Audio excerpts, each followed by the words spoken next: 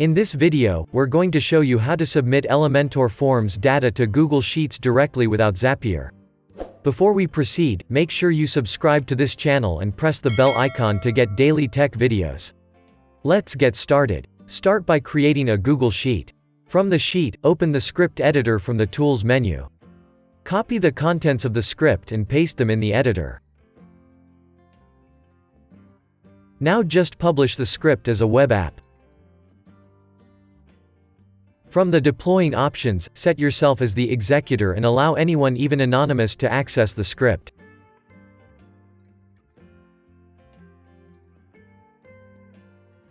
Finally, deploy the script, and after allowing it in your Google account, it will be published. You will be given a link of the deployed script at the end that will be used as a webhook URL in Elementor Forms. It is now time to configure Elementor form. Open any form or create one.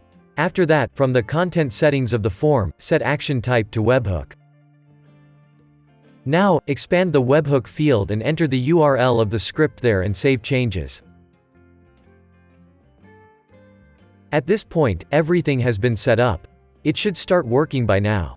Test the working of the form by submitting some form data. The entered data will be sent to the configured Google Sheet as you can see in this video. That is it, guys. This is how you can submit Elementor Forms data to Google Sheets directly without Zapier.